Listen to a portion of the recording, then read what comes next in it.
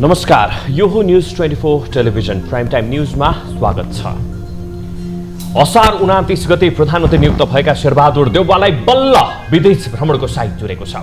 यसअघि 4 पटक प्रधानमन्त्री हुँदा पहिलो विदेश भ्रमण भारतबाट थालेका देउवा यसपटक भने बेलायत जाँदैछन्। उसो त देउवाले पहिलो भ्रमण भारतबाटै सुरु गर्न आफ्ना दूतहरू दिल्ली नै पठाएका थिए, तर भारतको निम्तो नपाएका देउवाले 5औं पटक प्रधानमन्त्री हुँदा बेलायतबाटै विदेश भ्रमण थाल्दैछन्। कार्तिकको तेस्रो साता ग्रेट ब्रिटेन अन्तर्गत स्कटल्यान्डको ग्लासगोमा हुने जलवायु परिवर्तन सम्बन्धी वर्ल्ड लिडर समिटमा देउवा सहितको टोली सहभागी हुनेछ। तर विडम्बना, प्रधानमन्त्री देउवा सहितको टोली बेलायत पुग्दा उनको स्वागतमा बेलायत स्थित नेपाली दूतावासमा राजदूत हुने छैनन्, किनकि यति बेला बेलायतमा नेपालको राजदूत समेत छैन। उसो त प्रधानमन्त्रीको पहिलो विदेश यात्रा, त्यो पनि पुरानो मित्र राष्ट्र बेलायतबाट हुनै लाग्दा बेलायत स्थित दूतावास राजदूत विहीन हुनु लज्जाको विषय हो। भ्रमणमा रहँदा प्रधानमन्त्रीका लागि द्विपक्षीय भेटवार्ता तय गर्ने र अझ सकिन्छ भने द्विपक्षीय भ्रमणको समेत तयारी गर्ने कार्यका लागि राजदूत चाहिन्छ नै। तर त्यसतर्फ सरकारको पटक्कै ध्यान नगएको प्रति भने परराष्ट्र मामलाका जानकारहरू आश्चर्यचकित छन्।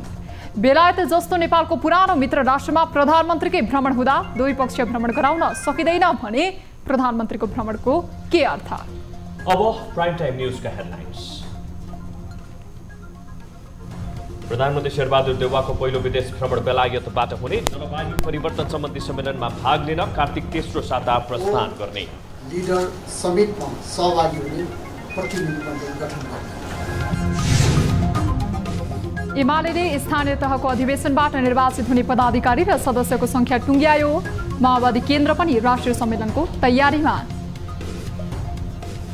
प्रदेश सम्मेलन, स्थानीय सम्मेलन, पार्टी संस्था नवीकरण। आइतबार रातिदेखिको वर्षाका कारण मुलुकभरको जनजीवन प्रभावित, भित्र्याउने बेलाको धानबालीमा व्यापक क्षति, कृषकहरू मारमा। राम्रै फलेको भए त मेहनत गरे अनुसार हुन्थ्यो कि पानीले गर्दाखेरि अब चाहिँ। दशैंपछि कारोबार सुरु भएको दोस्रो दिन आज शेयर बजारमा भारी अङ्कको गिरावट, नेप्से 69 अङ्कले घट्यो, कारोबार 2 अर्ब 96 करोडमा सीमित।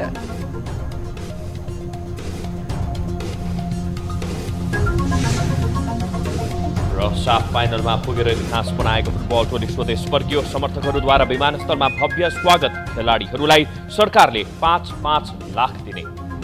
खेलाडीहरूलाई प्रति खेलाडी 5 लाख र प्रशिक्षकलाई। हामी निरन्तर न्यूजमा छौं। जलवायु परिवर्तन सम्बन्धी सम्मेलनमा भाग लिन प्रधानमन्त्री शेरबहादुर देउवा कार्तिक तेस्रो साता ब्रिटेन जानुहुने भएको छ। सोमबार बसेको मन्त्री परिषद बैठकले ग्लासगोमा हुने जलवायु परिवर्तन सम्बन्धी वर्ल्ड लिडर समिटमा भाग लिन प्रधानमन्त्रीको नेतृत्वमा प्रतिनिधि मण्डल गठन गर्ने निर्णय गरेको सञ्चार मन्त्री ज्ञानेन्द्र बहादुर कार्कीले जानकारी दिनुभयो। वर्ल्ड लिडर समिट नोभेम्बर 1-2 मा स्कटल्यान्डको ग्लासगोमा हुनेछ। यो प्रधानमन्त्रीका रूपमा देउवाको पहिलो विदेश भ्रमण हुनेछ। देउवा 29 असारमा प्रधानमन्त्री नियुक्त हुनुभएको थियो। संयुक्त राष्ट्र सङ्घको सम्मेलनमा भाग लिन बेलायत गएपछि देउवाको यो भ्रमण द्विपक्षीय हुने छैन। सरकारले भोलि मंगलबार मुस्लिम समुदायलाई सार्वजनिक बिदा दिने निर्णय गरेको छ। मन्त्री परिषदको बैठकले मोहम्मद जयन्तीका अवसरमा कार्तिक 2 गते मुस्लिम समुदायलाई सार्वजनिक बिदा दिने निर्णय गरेको हो। आबुधाबी डायलगको 6औं मन्त्री परिषद परामर्श बैठकमा सहभागी हुन श्रम मन्त्रीलाई स्वीकृत दिने निर्णय पनि बैठकले गरेको छ भने विभिन्न मन्त्रालयहरूमा अस्थायी दरबन्दी सृजना गर्न स्वीकृति दिने निर्णय भएको प्रवक्ता कार्कीले बताउनुभयो। त्यस्तै बैठकले आर्थिक कार्यविधि एवं वित्तीय उत्तरदायित्व पहिलो संशोधन नियमावली 2078 लाई स्वीकृत गर्ने निर्णय गरेको उहाँले जानकारी दिनुभयो।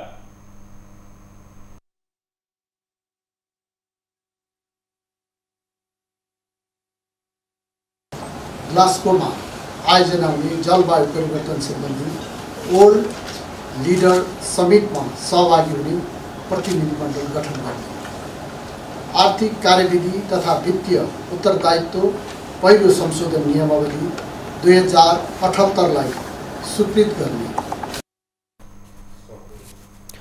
मन्त्री परिषदले लोकसेवा आयोग र बडुवा समितिको सिफारिस अनुसार राजपञ्चायत प्रथम श्रेणीका विभिन्न पदहरूमा नियुक्ति गर्ने निर्णय पनि गरेको छ।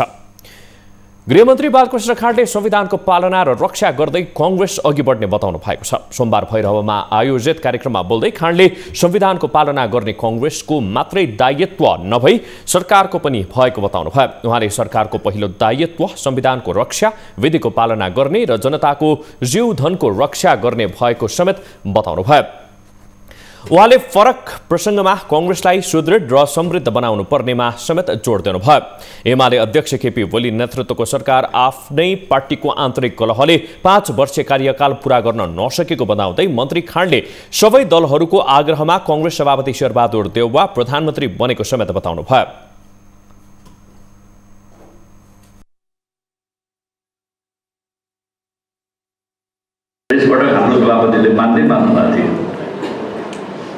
पार्टी केन्द्रीय समितिमा पनि हामीले एक हिसाबले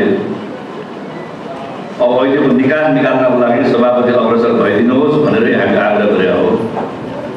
अन्य पार्टीका नेताहरू र पार्टीहरूले पनि कांग्रेसले नै अहिले वैकल्पिक सरकार बनाउन सक्छ, कांग्रेसकै अग्रसरतामा नयाँ गठबन्धन बनाऊ भनेर अहिले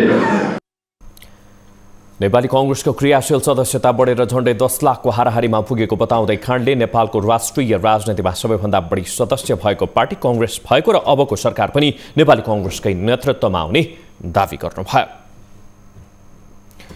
नेकपा माओवादी केन्द्रले राष्ट्रिय सम्मेलनको तयारीको विषयमा छलफल सुरु गरेको छ। सोमबार पार्टी कार्यालय पेरिस टाढामा बसेको माओवादी स्थायी कमिटी बैठकमा आगामी सम्मेलनको तयारीका साथै प्रदेश सम्मेलन, स्थानीय सम्मेलन लगायतका विषयमा छलफल भएको प्रवक्ता कृष्ण बहादुर महराले जानकारी दिनुभयो। पुसमा राष्ट्रिय सम्मेलन गर्ने तयारी गरेको माओवादी केन्द्रले बैठकमा पार्टी संगठन सुदृढीकरण लगायतका विषयमा समेत छलफल भएको बताउनुभयो। मंगलबार पुनः बैठक बस्ने र आवश्यक निर्णय गरिने महराले जानकारी दिनुभयो। खास गरेर अरू विषयमा भन्दा पनि आगामी सम्मेलनमा केन्द्रबिन्दुमा राखेर प्रदेश सम्मेलन, स्थानीय सम्मेलन, पार्टी संस्था नवीकरण, विभागहरू गठनको विषयमा विषय प्रवेश गरेको छ। विषय निष्कर्षमा पुगे छैन। कार्तिक 13 गते वडा र मंसिर 4 गते पालिकाहरूको सम्मेलन गर्ने माओवादी केन्द्रको तयारी रहेको छ। नेकपा एमालेले स्थानीय तहका अधिवेशनबाट निर्वाचित हुने पदाधिकारी र सदस्यको संख्या टुङ्गो लगाएको छ। आगामी मंसिर 10 देखि 12 गतेसम्म 10औं राष्ट्रिय महाधिवेशन तय गरेको नेकपा एमालेले यही कार्तिकको पहिलो साता देशभरिका वडा र स्थानीय तहको अधिवेशन सम्पन्न गर्दैछ। एमालेको असोज 15 देखि 17 गतेसम्म ललितपुरमा भएको पहिलो विधान महाधिवेशनबाट पारित विधानलाई प्रकाशनको तयारी सहित स्थानीय तहमा हुने अधिवेशनमा कायम हुने पदाधिकारी संख्या निर्धारण गरेको छ। एमालेको यही कार्तिक 6 गते देशैभरिका 6745 वडा र कार्तिक 9 गते 753 स्थानीय तहमा अधिवेशन भई नयाँ नेतृत्व चयन गर्ने भएको छ। अधिवेशनमा स्थानीय स्तरमा अध्यक्ष 1, उपाध्यक्ष 1, सचिव 1 र उपसचिव 2 रहनेछन्। गाउँ नगरपालिका 75, उपमहानगरपालिका 85, महानगरपालिका 101 सदस्य चुनिनेछन्। एमालेले राष्ट्रिय महाधिवेशन पूर्व असोजभित्र सदस्यता नवीकरण, वडा र पालिका स्तरमा अधिवेशनको कार्यतालिका बनाएको थियो।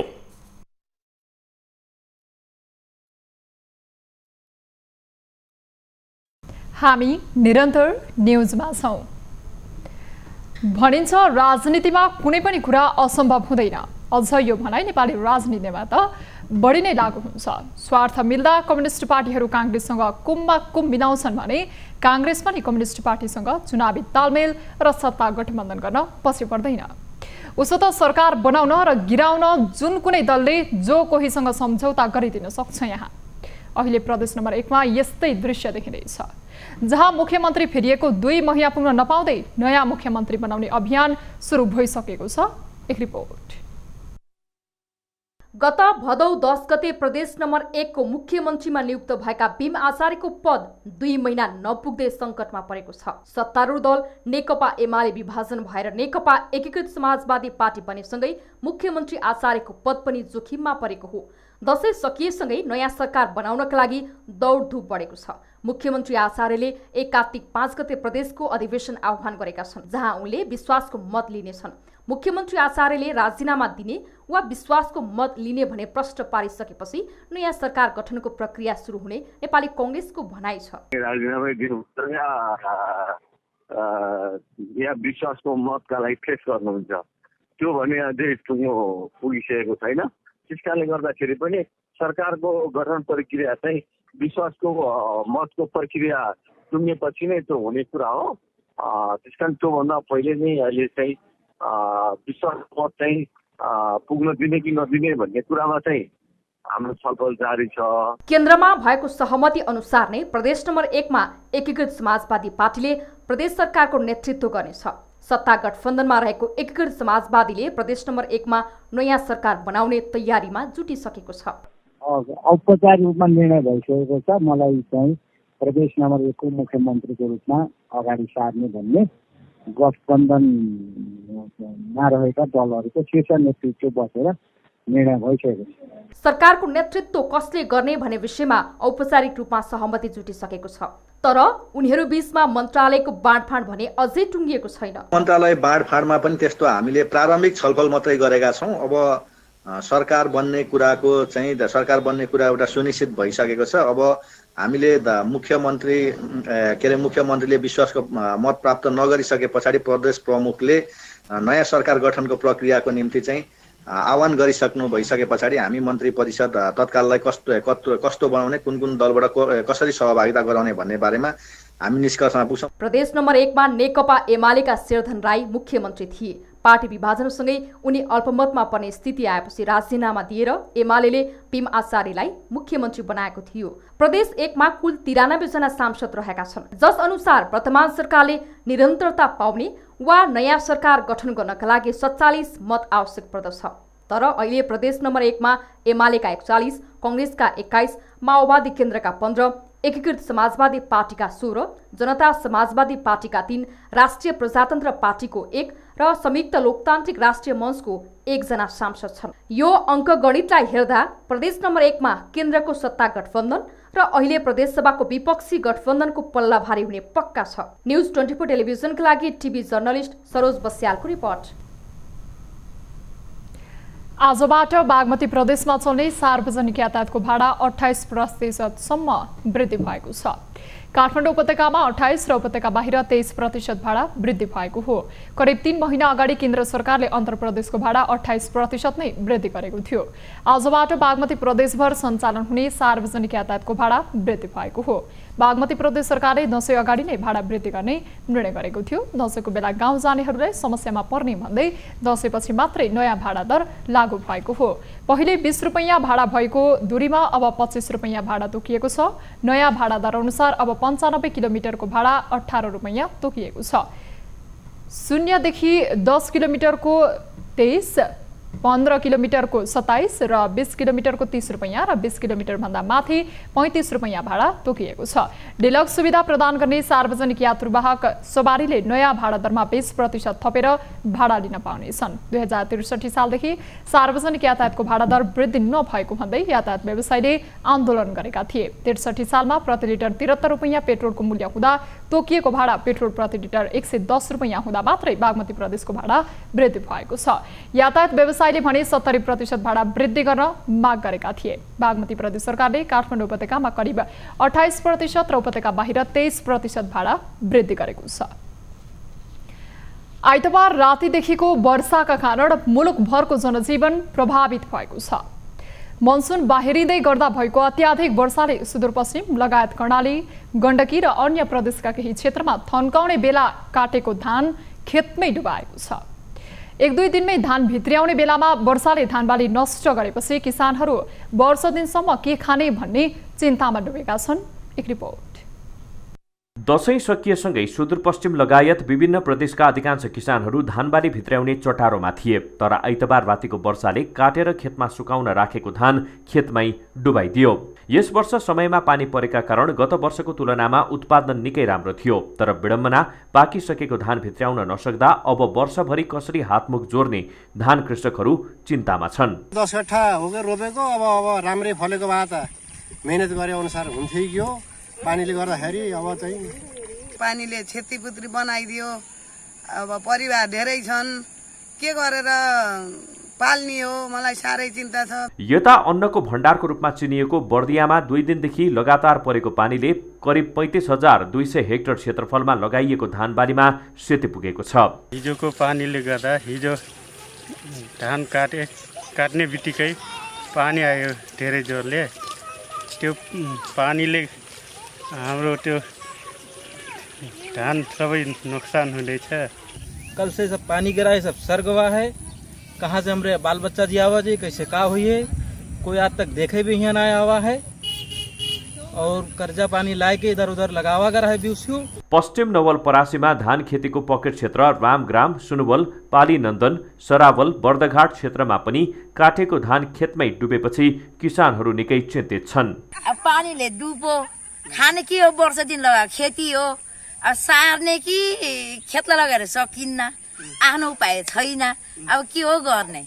खेती ला दुःखहरू होला खाम्ला भनेर खेती लाएपछि अब ठिक्कै खाने बेला आउँछ, त्यहाँबाट बाढी आएर सट्टै बगाएर पुछेर लान्छ। अब हामी त गरिबको गरिब, सरकार यसो कुलो नालोहरू बनाइदिने यसो सहयोग गर्ने भनेदेखि हुन त अब खेती त सबैको हो नि, साझो हो नि। कृषि ज्ञान केन्द्र कैलालीको तथ्याङ्क अनुसार सुदूरपश्चिम प्रदेशभर हालसम्म 40% मात्रै बाली भित्र्याएका छन्। यता बर्दियामा काटेको धानबाली मध्ये 19.9% क्षतिग्रस्त भएको बागवानी विकास केन्द्रले जनाएको छ भने पश्चिम नवलपरासीमा पनि 10% मात्रै कृषकले धानबाली भित्र्याएका छन्। क्षतिको विवरण संकलन भइरहेको र क्षतिको आधारमा कृषकहरूलाई राहत दिने सरकारवाला बताउँछन्। जहाँसम्म यहाँले राहतको कुरा गर्नुभयो, अब ज्ञान केन्द्रमा अहिले तत्कालै त्यस्तो सोझै कुनै बजेट त प्राप्त छैन, तर हामीलाई जानकारी के छ भने प्रदेशको भूमि व्यवस्था कृषि तथा सहकारी मन्त्रालयमा केही बजेट विभिन्न दैवी प्रकोपबाट पीडित हुने किसानहरूको लागि राहत दिनलाई भनेर केही जगेडा कोषको रूपमा होइन केही बजेट राखिएको छ। काटिसकेको धान खेतबारी फिजाएर राखेको छ, त्यो धान करिब 10,000 हेक्टर बराबर त्यो धान नोक्सान भएको छ।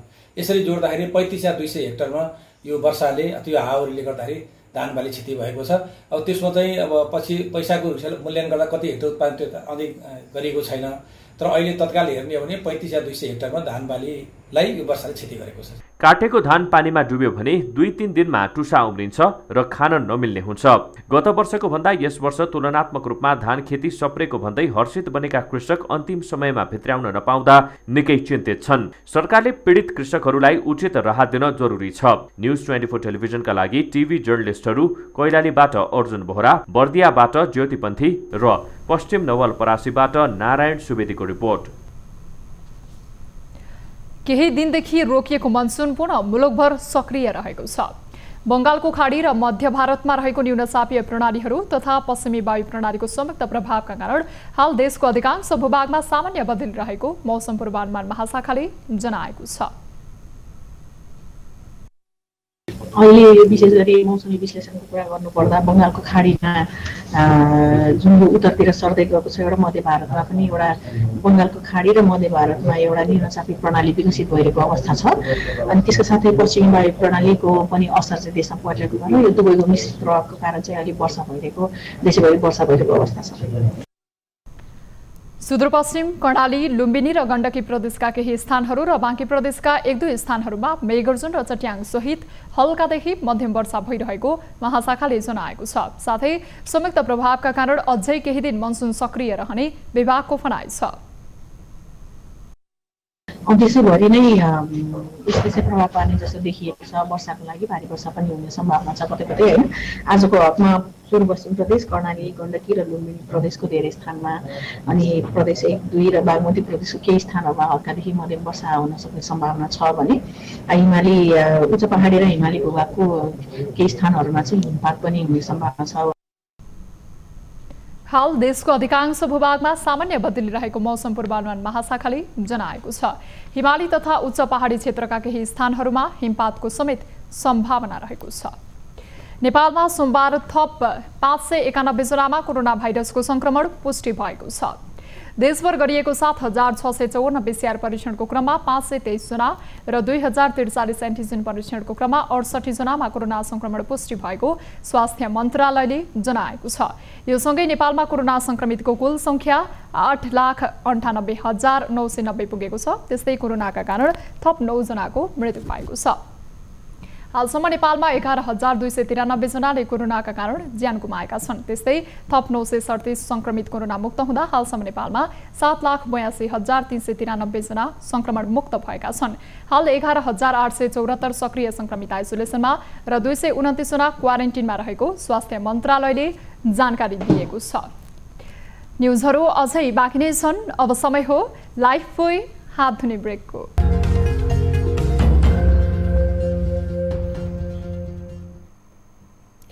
हामी निरन्तर न्युजमा छौं। नेपाल राष्ट्र बैंकले 11 अर्ब 20 करोड बराबरको ट्रेजरी बिल अर्थात् सरकारी ऋणपत्र बिक्री गर्ने भएको छ। राष्ट्र बैंकले सरकारलाई आवश्यक अल्पकालीन ऋण उठाउन बोल कबोल प्रक्रिया मार्फत सरकारी ऋणपत्र बिक्री गर्न लागेको हो। बैंकले अनलाइन बिलिङ प्रणाली माध्यमबाट सोमबारबाट ट्रेजरी बिल बिक्रीका लागि बोल कबोल जारी गरेको छ। एक रिपोर्ट। सरकारसँग रकमको अभाव भएपछि राष्ट्र बैंकबाट सरकारी ऋणपत्र मार्फत आन्तरिक ऋण लिने प्रक्रियामा रहेको हो। राष्ट्र बैंकले 91 दिन अवधिको 20 करोड, 182 दिन अवधिको 5 अर्ब र 364 दिन अवधिको 6 अर्ब गरी जम्मा 11 अर्ब 20 करोड बराबरको सरकारी ऋणपत्र जारी गर्न लागेको बैंकले जनाएको छ। गत आर्थिक वर्षमा सरकारले सरकारी ऋणपत्र मार्फत राष्ट्र बैंकबाट 90 अर्बको ऋण लिएको थियो। गत आर्थिक वर्षमा रु 90 अरब बराबरको ट्रेजरी बिल निष्कासन गरेका थियौं र चालु आर्थिक वर्ष सुरु भए पश्चात असोज 25 गते 13 अरब 25 करोड बराबरको ट्रेजरी बिल जारी भएको छ भने भोलि कार्तिक 2 गतेको लागि चाहिँ 11 अरब 20 करोडको हामीले सूचना जारी गरिसकेका छौं। नेपाल राष्ट्र बैंकले सरकारलाई आवश्यक पर्ने अल्पकालीन अवधिको स्रोत जुटाउन यो ऋणपत्र बिल बिक्री गरिन्छ। निष्कासन र बोल कबुलमा प्रयोग गरिने विधि ट्रेजरी बिल बोल कबुलको माध्यमबाट निष्कासन हुने गर्दछ। आम नागरिकको हातमा भएको रकम सरकारले सरकारी ऋणपत्रहरू मार्फत आफूले लिएर सरकारले खर्च गर्दै आएको अर्थविदहरूको भनाइ छ। सरकारले यसरी लिएको रकम सरकारको आन्तरिक ऋणमा गएर बस्ने भएका कारण यो प्रक्रिया जोखिम मुक्त भएको अर्थविदको भनाइ छ। तपाईले स्टक मार्केटमा त्यसलाई लगानी गर्नु भने रिटर्न हाई हुन सक्छ तर रिस्क पनि त्यतिकै हाई हुन्छ। तर यी गभर्नमेन्टले जारी गर्ने यस्ता किसिमका ट्रेजरी बिलहरू बन्ड्सहरू सबैभन्दा सुरक्षित कन्ट्री नै टाट पल्ट्यो भने त आफ्नो एउटा अर्कै कुरो भयो। अन्यथा त्यस्ता किसिमका इन्भेस्टमेन्टहरूमा कुनै पनि जोखिम नहुने भएकोले त्यो सबैभन्दा सुरक्षित मानिन्छ। देश विकासका लागि सरकारी खर्च गर्न आवश्यक साधन जुटाउन सरकारले विभिन्न किसिमको ऋणपत्रहरू जारी गर्ने गर्दछ। यसअघि राष्ट्र बैंकले गत असोज 25 गते 13 अर्ब 25 करोड बराबरको सरकारी ऋणपत्र जारी गरेको थियो। सरकारले आन्तरिक स्रोत जुटाउनका लागि सरकारी ऋणपत्र जारी गरे पनि बजारमा भएको तरलतामा असर नपर्ने राष्ट्र बैंकले जनाएको छ। ट्रेजरी बिल जारी गर्दै गर्दा ट्रेजरी बिल दुई किसिमको हुन्छ। एउटा चाहिँ हामीले चाहिँ रिन्यू गर्छौं, अर्को चाहिँ फ्रेश इस्यु गर्छौं। रिन्यू गर्दाखेरि बैंकिङ इन्डस्ट्रीको चाहिँ तरलतामा कुनै पनि असर पर्दैन भने फ्रेश इस्यु गर्दाखेरि चाहिँ तरलतामा प्रभाव पर्ने हुन्छ। यसरी चाहिँ विभिन्न औजारहरूको प्रयोग गर्दै नेपाल राष्ट्र बैंकले नेपाल सरकारको बिहाफमा आन्तरिक ऋण को स्रोतहरू जुटाइरहेको हुन्छ। सोमबार बोल कबुलमा सहभागी क, ख र ग वर्गका बैंक तथा वित्तीय संस्था, गैर बैंक तथा वित्तीय संस्थाहरूमध्ये सर्वाधिक अङ्क कबुल गर्नेलाई राष्ट्र बैंकले मंगलबार सरकारी ऋणपत्र जारी गर्नेछ। न्युज 24 टेलिभिजनका लागि क्यामेरामा कान्छा डङ्गोलका साथमा टिभी जर्नलिस्ट खगेश्वरी कार्कीको रिपोर्ट। बैतडीको दशरथचन्द नगरपालिका 1 सतबाँझमा रहेको सुक्खा फलफुल विकास केन्द्रले समयानुकूल नयाँ प्रजातिका स्याउ लगायत अन्य फलफुल उत्पादन गरिरहेको छ। सशस्त्र द्वन्द्वकालमा व्यवस्थापन हुन नसक्दा फलफुल उत्पादन हुनै छोडेको यस केन्द्रमा अहिले नयाँ व्यवस्थापनका साथ विभिन्न प्रजातिका स्याउ लगायत अन्य फलफुल उत्पादन थालिएको हो। एक रिपोर्ट। पछिल्लो समय बैतडीको सतबाजमा रहेको सुक्खा फलफुल विकास केन्द्रको पुनर्संरचना निर्माणसँगै व्यवस्थापकीय पाटो बलियो हुँदै आएको छ। केन्द्रमा ड्रिलिङ मेसिनको सहायताले आवश्यक पानी निकालेर सिँचाइ सुविधा पुर्याइएको छ भने फलफुलका बोट बिरुवा उत्पादनका लागि मजदुर समेत खटाइएको छ। यस केन्द्रमा गत सिजनमा 57,000 फलफुलका बिरुवा उत्पादन गरिएका थिए भने बेर्ना बिक्रीबाट 29 लाख राजस्व सङ्कलन गरिएको थियो। त्यस्तै गरी खरघाँस, ताजा फलफुल, ताजा तरकारी बिक्रीबाट 2,87,000 राजस्व सङ्कलन गरिएको केन्द्रले जनाएको छ। विभिन्न प्रजाति हुने चाहिँ ओखरबिउ, स्याउ, नासपति, आरबोखडा अनि अरू त्यो कागजी बदाम अर्को बेनाहरू चाहिँ वार्षिकमा 50,000 देखि 60,000 बेनाहरू चाहिँ बिक्री हुने एउटा। गत वर्ष चाहिँ लगभग लगभग त्यो कति हुन्छ 55 देखि 60,000सम्म चाहिँ बियानहरू बिक्री भइरहेछ यहाँबाट। अब मुख्य गरी प्रायोरिटी राखेको हुन्छ हाम्रो यो फलफुलले चाहिँ मुख्य अहिले चाहिँ सबैभन्दा बढी प्रायोरिटी राखेको हुन्छ ओखला राखेको छ। 2062 सालदेखि स्याउ फल्न छाडेको यस फलफुल केन्द्रमा पुनः स्याउ उत्पादनलाई निरन्तरता दिन थालिएको छ। मौसममा आएको परिवर्तनले पुरानो प्रजातिको स्याउ फल्न छाडेपछि अहिले आवश्यक अध्ययन अनुसन्धान गरी हावापानी सुहाउँदै प्रजातिको स्याउ उत्पादन गर्न थालिएको कृषि प्राविधिक बताउँछन्। अन्ना भयो, फुजी भयो, गाला भयो, तपाईँ फुजी भयो, गाला भयो, होनी क्रिप्स, रेड ग्राभस्टिन भन्ने यस्ता हामीले 4-5 वटा भेराइटीहरू रोपेका छौँ। हामीले तपाईँले यो जति बगैँचाहरू देख्नुभयो यो भित्र हाम्रो 200 लगभग 40 वटा बोटहरू छ। यो बोटहरू फल्न सुरु गरेको छ, गत वर्षदेखि फल्न सुरु गरेको छ। राम्रै फलेको थियो यो वर्ष। हामीले यो जति उत्पादन भएको सबै स्याउहरू हामीले बिक्री गर्यौँ। विक्रम सम्वत 2014 सालमा तत्कालीन राजा वीरेन्द्रले यस क्षेत्रको पैदल यात्रामा दिनुभएको निर्देशन अनुसार 2018-19 सालमा सम्भाव्यता अध्ययन गरी 2019 माघ 20 गते फलफुल बगैँचा एवं नर्सरीको नामबाट यस केन्द्रको स्थापना भएको हो। त्यसपछि 2061 साल वैशाखदेखि नयाँ विभागीय संरचना अनुसार सुक्खा फलफुल विकास केन्द्रका रूपमा सञ्चालित छ, जुन 28 हेक्टर क्षेत्रफलमा फैलिएको छ। न्युज 24 टेलिभिजनका लागि बैतडीबाट टिभी जर्नलिस्ट कृष्ण विष्टको रिपोर्ट। हामी निरन्तर न्युजमा छौं। डडेलधुरामा कतिपय पर्यटकीय स्थलहरू संरक्षण तथा प्रचार प्रसारको अभावले अझै पनि पर्यटकको पर्खाइमा छन्। तीमध्येको एक हो जिल्ला सदरमुकाम नजिकै रहेको प्रसिद्ध धार्मिक शक्तिपीठ त्रिपुरा सुन्दरी बुढी घटाल मन्दिर, जसको संरक्षण, सम्वर्धन तथा प्रचार प्रसारमा स्थानीयदेखि सङ्घसम्मका सबै सरकार तथा सरकारवाला बेखबर हुँदा पर्यटकीय क्षेत्र ओझेलमा परेको छ। एक रिपोर्ट।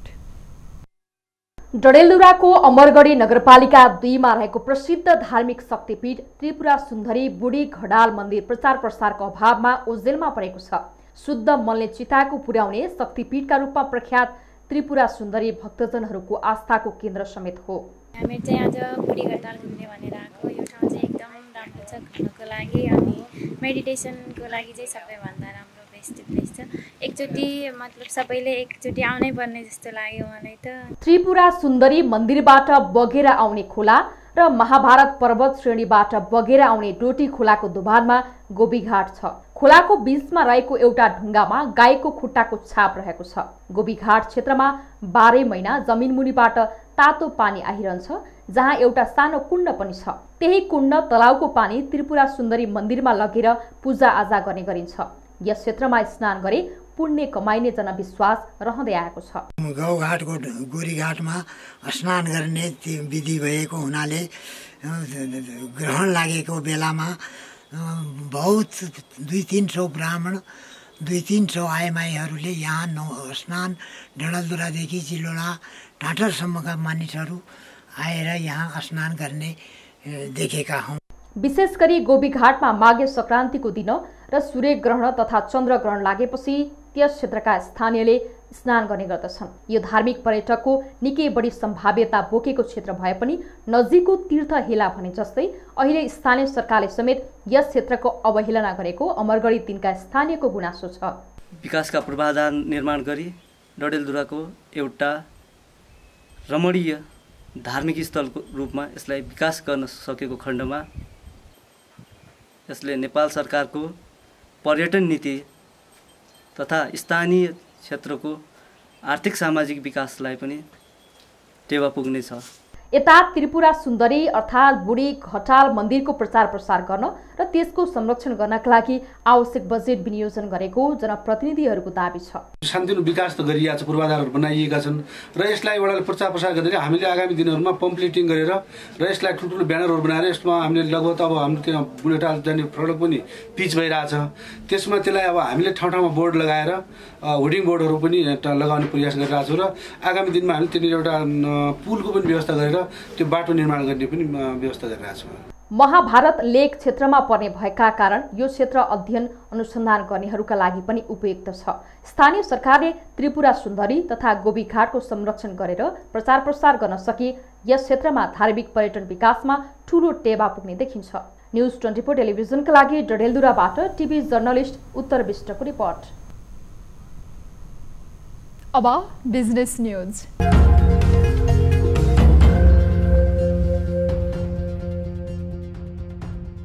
बैंक तथा वित्तीय संस्थाहरूले कार्तिक 1 गतेदेखि लागू हुने गरी निक्षेपमा नयाँ ब्याज दर कायम गरेका छन्। कार्तिक 1 गतेदेखि कार्यान्वयनमा आउने गरी बैंकहरूले नयाँ ब्याज दर सार्वजनिक गरेका हुन्। ब्याज दर सार्वजनिक गर्ने बैंकहरूमध्ये अधिकांशको दर बढेको छ। बैंकको ब्याज दर पछिल्लो 3 वर्ष यताकै महँगो भएको छ। 2075 साल मङ्सिरमा बैंकहरूमा लगानी योग्य रकम अर्थात् तरलता अभाव हुँदा बैंकहरूले आक्रामक रूपमा ब्याज दर बढाएका थिए। बैंकहरूले अत्यधिक रूपमा ब्याज दर बढाएपछि त्यसबेला एकल अङ्कमा ब्याज दर कायम गर्ने भन्दै बैंकहरूले सहमति जनाएका थिए। तर सोमबारदेखि लागू भएको ब्याज दर त्यस यताकै उच्च हो। कार्तिक महिनाका लागि आधा दर्जन बैंकहरूले यस वर्षकै उच्च ब्याज दर सार्वजनिक गरेका छन्। अघिल्लो महिना सबैभन्दा महँगो ब्याज दर सार्वजनिक गरेर चर्चामा आएको सनराइज बैंकले भने यस बेला संयमता अपनाएको छ। अघिल्लो महिना सनराइजले मुद्दती निक्षेपमा अधिकतम 10.7% ब्याज दर दिने उल्लेख गरेको थियो। तर अहिले सनराइज बैंकले भने ब्याज दर घटाएर 9%मा झारेको छ। सनराइज लगायतका केही बैंकहरूले ब्याज दरमा संयमता अपनाउँदा हिमालयन, एनआईसी एसिया लगायतका केही बैंकहरूले पनि आक्रामक रूपमा ब्याज दर बढाएका छन्। हिमालयन बैंकको निक्षेपमा 11.66% सम्म दिने भएको छ। यो बैंकहरू मध्ये सबैभन्दा बढी हो। उता कर्जा लगानीमा आक्रामक देखिने गरेको एनआईसी एसिया बैंकले पनि निक्षेपमा महँगो ब्याज दर घोषणा गरेको छ। एनआईसी एसियाले 11.10% सम्म ब्याज दर दिने बताएको छ। त्यस्तै गरी लक्ष्मी बैंकले 11.5%, नेपाल क्रेडिट एन्ड कमर्सले 10.55% र कुमारी बैंकले 10.31% ब्याज दर दिने घोषणा गरेका छन्। निक्षेपको ब्याज दर भने बैंकले दिने ब्याज दर हो। कोरोनाको असर न्यून हुँदै गएकाले कर्जाको माग अझै बढ्ने अनुमानपछि बैंकहरूले स्रोत जुटाउन निक्षेपमा ब्याज दर बढाएका हुन्। दशैंको बिदापछि कारोबार सुरु भएको दोस्रो दिन सोमबार शेयर बजार भारी अङ्कले गिरावट आएको छ। सोमबार शेयर बजारमा 69.51 अङ्कले घटेर नेप्से परिसूचक 2587.45 बिन्दुमा पुगेको छ। आइतबार 17.59 अङ्कले बढेको शेयर बजारमा गिरावट आएको हो।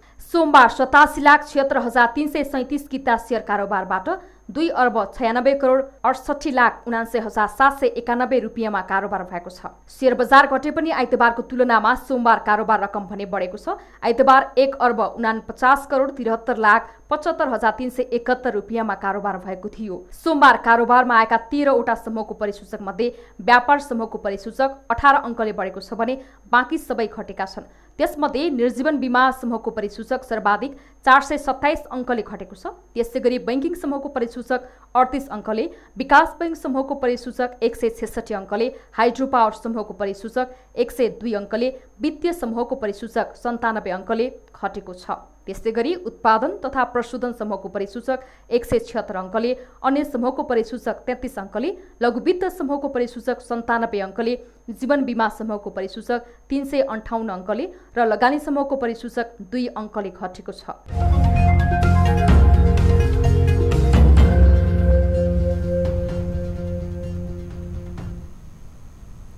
न्युजहरू अझै बाँकी नै छन्। अब समय हो लाइफ बोय हात धुने ब्रेकको।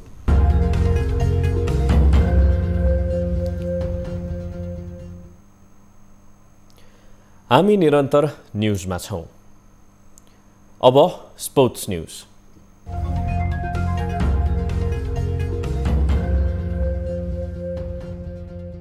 सरकारले साफ च्याम्पियनसिपको उपविजेता नेपाली फुटबल टोलीका खेलाडीहरूलाई जनही 5 लाख रुपैयाँ पुरस्कार दिने भएको छ। मन्त्री परिषदको सोमबार बसेको बैठकले पुरस्कार दिने निर्णय गरेको हो। खेलाडीहरूलाई 5-5 लाख र प्रशिक्षकहरूलाई 3-3 लाख रुपैयाँ पुरस्कार दिने मन्त्री परिषदले निर्णय गरेको सरकारका प्रवक्ता एवं सञ्चार मन्त्री ज्ञानेन्द्र बहादुर कार्कीले जानकारी दिनुभयो। च्याम्पियनसिप प्रतियोगितामा उपविजेता भएका नेपाली फुटबलका खेलाडीहरूलाई प्रति खेलाडी 5 लाख र प्रशिक्षकलाई 3 लाख, प्रशिक्षकहरूलाई 3 लाखका दरले प्रोत्साहन रकम उपलब्ध गराउने। मालदिव्समा सम्पन्न साफ च्याम्पियनसिपमा नेपाल पहिलो पटक फाइनलसम्म पुगेको थियो। फाइनलमा भारतसँग 3-0 गोल अन्तरले पराजित भएको नेपाल उपविजेता बनेको थियो। नेपालले साफको लिग चरणमा पनि एकमात्र हार भारतसँग बेहोरेको थियो। मालदिव्स र श्रीलङ्कालाई पराजित गरेको नेपालले बांग्लादेशसँग भने बराबरी खेलेको थियो। नेपाली टोली सोमबार मात्र नेपाल फर्किएको थियो। एएफसी एशियन कप छनौट खेल्ने नेपाली अन्डर 23 राष्ट्रिय फुटबल टोलीको विदाई गरिएको छ। टोली मंगलबार ताजिकिस्तान प्रस्थान गर्दैछ। सोमबार काठमाडौँमा आयोजित एक कार्यक्रमको बीच खेलकुद मन्त्री महेश्वर गहतराज लगायतले अन्डर 23 राष्ट्रिय फुटबल टोलीलाई विदाई गर्नुभएको हो। विदाई कार्यक्रममा मन्त्री गहतराजले उच्च मनोबलका साथ प्रदर्शन देखाउन आग्रह पनि गर्नुभएको छ। उहाँले खेल र खेलाडीको विकासका लागि आफू सदैव प्रतिबद्ध रहेको जिकिर गर्नुभयो। मन्त्रीजी, यो काम गरौँ, यो गर्दाखेरि हामी हाम्रो पूरा शक्ति पूरा तागत खेलमा लगाउन सक्छौँ र आगामी पुस्तालाई पनि नयाँ सपना र सङ्कल्प गर्न लगाउन सक्छौँ भनेर तपाईँले जे भन्नुहुन्छ त्यो अनुसार अगाडि बढ्ने मेरो आफ्नो अठोट छ। छनौट अन्तर्गत नेपाल समूहमा रहेको छ। नेपालको समूहमा ताजिकिस्तान, लेबनान र इरान समावेश छन्। ताजिकिस्तानमा हुने छनौट खेल आगामी अक्टोबर 23 देखि 31 सम्म हुनेछ। नेपालले सम्म छनौटको पहिलो खेलमा इरानसँग अक्टोबर 25 मा खेल्नेछ। यस्तै दोस्रो खेलमा आयोजक ताजिकिस्तानसँग अक्टोबर 28 मा प्रतिस्पर्धा गर्दा अन्तिम खेल लेबनानसँग अक्टोबर 31 मा खेल्नेछ। छनौटका 11 सम्मको शीर्ष टोलीले एएफसी अन्डर 23 एशियन कप खेल्ने मौका पाउनेछन्। यस्तै दोस्रो टोली मध्ये उत्कृष्ट 4 टोली पनि अन्डर 23 एशियन कपमा छनौट हुनेछन्। उज्बेकिस्तानमा नै हुने प्रतियोगिता 2022 को जुन 1 देखि 19 सम्म आयोजना हुने तालिका रहेको छ। नेपाल क्रिकेट संघ क्यानले नेपाली राष्ट्रिय क्रिकेट टोलीको मुख्य प्रशिक्षकका लागि आवेदन खुला गरेको छ। सोमबार क्यानले नेपाली राष्ट्रिय टोलीको मुख्य प्रशिक्षकका लागि आवेदन खुला गरेको हो। अस्ट्रेलियाली प्रशिक्षक डेभ वाटमोरले गत भदौ 11 गते राजीनामा दिएपछि मुख्य प्रशिक्षकको पद रिक्त रहेको छ। 2077 साल पुस 2 गते नेपाली टोलीको मुख्य प्रशिक्षकमा नियुक्त वाटमोरले भारतीय क्लबमा आबद्ध हुनका लागि राजीनामा दिएका थिए। वाटमोरको प्रशिक्षणमा श्रीलङ्काले 1996 को विश्वकप जितेको थियो। उनले श्रीलङ्काली राष्ट्रिय टिमपछि बङ्गलादेश, पाकिस्तान र जिम्बाब्वेको राष्ट्रिय टिमको प्रशिक्षण समेत सम्हालेका थिए। सन् 1989 मा उनले क्रिकेट खेलाडीको रूपमा सन्यास लिँदै प्रशिक्षकको रूपमा करियर सुरुवात गरेका थिए। क्यानले मुख्य प्रशिक्षक हुनका लागि ECB वा CA लेभल 3 तालिम प्राप्त गरेको वा सो समानको योग्यता हुनुपर्ने बताएको छ। त्यस्तै ICC पूर्ण सदस्य, फर्स्ट क्लास टिम वा एसोसिएट सदस्य राष्ट्रको लागि कम्तीमा 5 वर्ष प्रशिक्षण गरेको अनुभव पनि हुनुपर्ने क्यानले जनाएको छ। इच्छुक प्रशिक्षकले अक्टोबर 31 सम्म आवेदन दिइसक्नुपर्नेछ।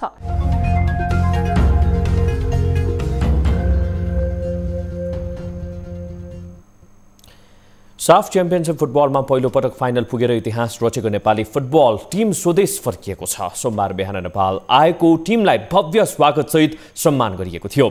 साफ फुटबलको उपाधि नजिक पुगेर फाइनलमा हार बेहोरेको टोलीका सदस्यहरूले ऐतिहासिक प्रतियोगितालाई कसरी लिएका छन् त एक रिपोर्ट। नेपालले 13औं संस्करणको साफ च्याम्पियनशिप फुटबलमा दमदार सुरुवातका साथ यात्रा अघि बढायो। समूह चरणका सुरुवाती 2 खेलमा 2 जित निकालेको टिम तेस्रो खेलमा भारतसँग पराजित हुन पुग्यो। त्यसपछि केही दबावमा रहेको टिम चौथो तथा निर्णायक खेलमा बङ्गलादेश विरुद्ध सुरुवातमै गोल खाएपछि खेलको अन्तिम समयसम्म दबावमा रह्यो। तर खेलको 88औं मिनेटमा नेपालले पाएको पेनाल्टीमा अञ्जन विष्टले बराबरी गोल फर्काएपछि नेपाल पहिलो पटक साफको फाइनल पुग्न सफल भयो। त्यो क्षणलाई नवयुग श्रेष्ठ यसरी सम्झिन्छन्। अभियसली अब हामीलाई ड्र गरे पुग्ने म्याचमा हामी 1 डाउन हुँदा अलिकति गाह्रो महसुस त भइ नै हाल्छ होइन। तर पनि हामीले कस्तो भने हामीलाई चाहिँ पोइन्ट चाहिन्छ भनेर हामी सबैजनाले मरिमेटेर खेल्यौँ। त्यही अनुसार हामीले ड्र गर्न लास्टमा पेनल्टी पाएर ड्र भयो र त्यही अनुसार हामी सेमिफाइनल पुग्यौँ भनेर फाइनल पुग्यौँ भनौँ न। मालदिप्सको राजधानी मालेमा शनिबार सम्पन्न फाइनल खेलमा नेपाल भारतसँग 3-0ले पराजित भएपछि पहिलो पटक ठूलो प्रतियोगिताको उपाधि जित्ने सपना अधुरै रह्यो। फाइनल खेलको पहिलो हाफमा राम्रो प्रदर्शन गरेको नेपाली टिमले दोस्रो हाफमा सोही लयलाई कायम गर्न सकेन। दोस्रो हाफको सुरुवाती समयको 2 मिनेटमा 2 गोल बेहोर्नु नै नेपालका लागि दुर्भाग्य साबित भयो। महत्त्वपूर्ण खेलमा प्रशिक्षक अल्मुतारीले 2 येलो कार्डपछि प्रतिबन्धमा परेपछि खेलाडीलाई निर्देशन दिन पाएनन् भने उत्कृष्ट लयमा रहेका अञ्जन विष्टले पनि टिमबाट खेल्न पाएनन्। महत्त्वपूर्ण घडीमा टिमका लागि योगदान दिन नपाउँदा दुःख लागेको उनले बताए। हामी हार्छौँ भन्ने त कुनै मनले सोचेकै थिएन। जस्ट हामी जितेर आउँछौँ भन्ने थियो। अब म भए नि नभए पनि अहिले टिममा कस्तो छ भने हामी जतिजना प्लेयरहरू पनि छौँ, जसलाई खेलाए पनि उसले आफ्नो बेस्ट दिएर जस्ट मेरो मन भएको र नभएको चाहिँ एउटै हो जस्तो गर्छ जस्तो लाग्थ्यो मलाई। टिमलाई उपाधि दिलाउन असफल भए पनि पहिलो पटक फाइनल पुगेर कीर्तिमान कायम गरेकोमा खेलाडीहरू खुसी देखिन्थे। खेलाडीहरूले गल्तीबाट पाठ सिक्दै भविष्यमा थप सशक्त प्रदर्शन गरेर नेपाललाई उपाधि दिलाउने विश्वास व्यक्त गरे। यङ प्लेयर र एउटा एक्सपिरियन्स प्लेयरको कम्बिनेसन एउटा वेल कम्बो छ र फ्युचरमा पनि यो टिमलाई हामीले लिएर अगाडि केही गर्न सक्छौँ जस्तो लाग्छ। अलिक डिसअपोइन्टमेन्ट पनि छ, जसरी हामीले फाइनलमा जित्न सकेनौँ भारतसँग, तर अब एक पाइला अगाडि हुँदै अब जसरी अब हामीले एउटा नयाँ हिस्ट्री बनायो, अब पछि पनि त्यसरी नै अरू हिस्ट्री बनाउँदै अब अझै राम्रो खेल्दै पछि जित्नेतिर हामी सबै लागिरहेको छौँ। इतिहास रच्न सफल टिम सोमबार बिहान नेपाल आइपुगेको हो। टिमलाई स्वागत गर्न युवा तथा खेलकुद मन्त्री महेश्वर गहतराज, एन्फा पदाधिकारी तथा सयौंको संख्यामा प्रशंसक र परिवारजन पुगेका थिए।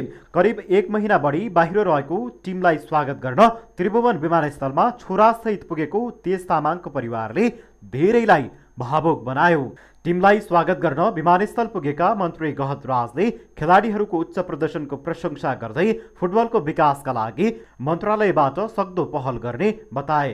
खेलकुद क्षेत्रको विकासको लागि साँच्चीकै तपाईहरूले आज जुन क्षमता प्रकट गर्नुभएको छ त्यो क्षमतालाई बरकरार राख्नको लागि मन्त्रालयको तर्फबाट सरकारको तर्फबाट गरिने सम्पूर्ण पहल कदमीको लागि कुनै कसर बाँकी राखिने छैन।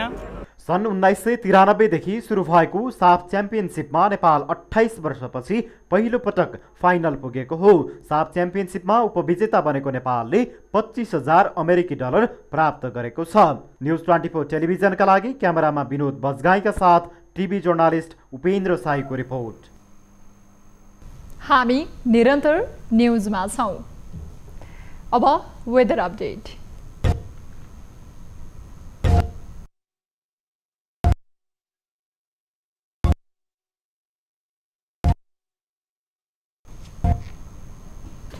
अब प्राइम टाइम न्यूज सक्नु अघि अहिलेसम्मका हेडलाइन्स पुनः एकपटक। प्रधानमन्त्री शेरबहादुर देउवाको पहिलो विदेश भ्रमण बेलायतबाट हुने। जलवायु परिवर्तन सम्बन्धी सम्मेलनमा भाग लिन कार्तिक तेस्रो साता प्रस्थान गर्ने। ओल लिडर समिटमा सहभागी हुने प्रतिनिधिमण्डल गठन गर्ने। एमाले स्थानीय तहको अधिवेशनबाट निर्वाचित हुने पदाधिकारी र सदस्यको संख्या टुङ्ग्यायो। माओवादी केन्द्र पनि राष्ट्रिय सम्मेलनको तयारीमा। प्रदेश सम्मेलन, स्थानीय सम्मेलन, पार्टी संस्था नवीकरण। आइतबार रातिदेखिको वर्षाका कारण मुलुकभरको जनजीवन प्रभावित। भित्र्याउने बेलाको धानबालीमा व्यापक क्षति। कृषकहरू मारमा। राम्रै फलेको भए त मेहनत गरे अनुसार हुन्थ्यो, पानीले गर्दाखेरि अब चाहिँ। दशैंपछि कारोबार सुरु भएको दोस्रो दिन आज शेयर बजारमा भारी अङ्कले गिरावट। नेप्से 69 अङ्कले घट्यो। कारोबार 2 अर्ब 96 करोडमा सीमित।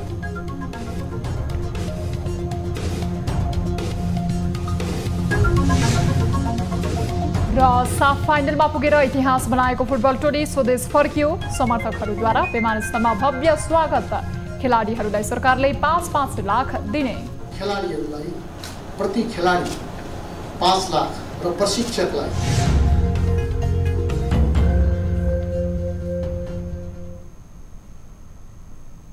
प्राइम टाइम न्यूज अहिलेलाई यति नै। थप न्यूजका लागि हाम्रो वेबसाइट www.news24nepal.com हेर्नुहोला। साथै हामीलाई फेसबुक, ट्विटर र युट्युबमा पनि फलो गर्न सक्नुहुनेछ। यस्तै मोबाइल, इमेल र भाइबरबाट न्युज 24 को हेल्प डेस्कमा केही समस्या र गुनासा छन् भने सम्पर्क गर्न सक्नुहुनेछ। हामी निरन्तर न्युजमा छौं। नमस्ते।